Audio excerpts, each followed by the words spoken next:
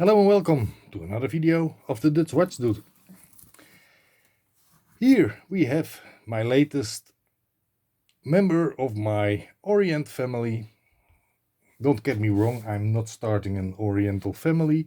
I don't import any real people, but till now I will keep it to watches.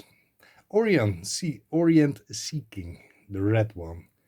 As you can see, this is the original version, an NOS version, new old stock.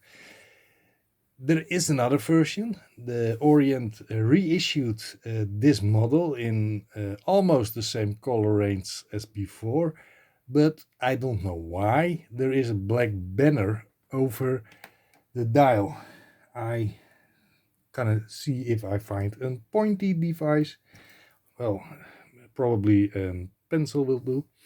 There are two black banners, I probably should call it that, over the dial. It doesn't matter with color, if it is the red one, the green one, or the yellow one.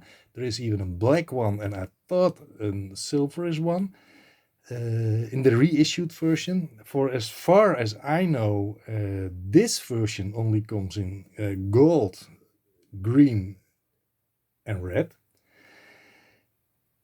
It is the real deal, because the first thing I found out was the absolutely horrible bracelet. This is not that bracelet. This is also a horrible bracelet, but a little less horrible, as far you can say it this way. Oh, I see, I have not removed all the stickers from the pusher. Well, I will save that for later. I did switch the clasps, so it still has the original clasp, still bad. The bracelet still folded links, but a little more, yeah, you cannot say solid if you talk about folded links, but it feels a little heavier and it feels a little bit more secure. The end links, the same, still the bad Orient quality. The reissued one did it a little bit better, but still the bracelet is the thing they always try to save money on, and they probably did a good job. This one has, of course, just like the other crystal I have, an inner ring or an inner bezel, just what you want to call it. It's also quite useless because I don't know if you're really gonna use it. It is marketed as a diver's watch, but I cannot imagine that somebody is gonna dive with a watch like this. Not because it's stunning, because I really like it, but there is no screwing crown. The crown on the 4 o'clock position to adjust the inner ring is also not secured. This pusher is also not a screw down, so I probably keep it to 3 atmosphere instead of the 5 it's sold as. What I especially like is the case has two different shapes. The regular round one on the left side. On the right side you have the square side. Typical 70s design, 70s, 80s. That is the period this watch was issued original. It feels, I still have the plastic sticker on the bottom, I see. I will try to get it a little bit closer. I still have to get used to my new phone to make the videos. It is not really focusing as well as the other one. It's a very simple steel case, actually just like it should be. No see-through back. I don't give much about those. It's nice to see the movement inside, but I normally wear my watch with the watch face in front, so I can actually see the time, and then you never see the button, so who cares. Two date wheels. You can choose the Chinese date or the English date. Slightly annoying is the date wheel with the 4 behind the weekday. So it is Thursday today, and that is the fourth day of the week. I know it, most people know it, but Orient wants to be sure that you really know it, so they put it behind the date.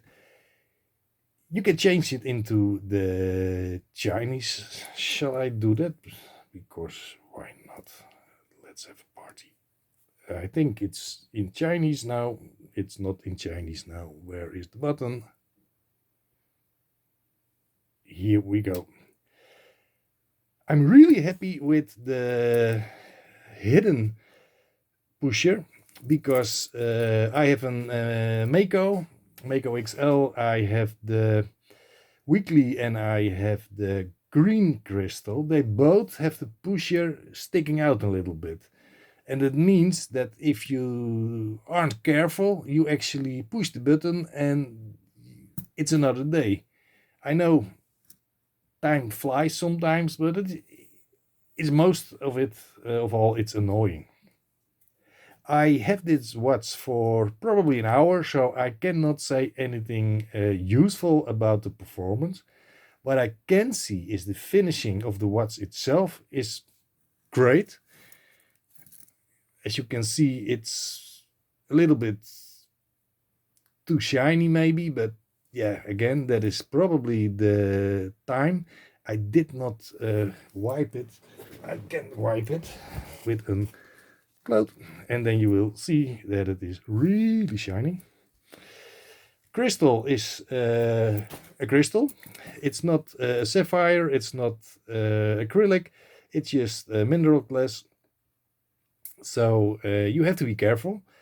You probably will not break it easily, but it will scratch, of course, a lot easier than a sapphire crystal. But I haven't seen any Orients in my collection that are actually came with a sapphire crystal. So they probably saved that for the really high-end watches in their collection.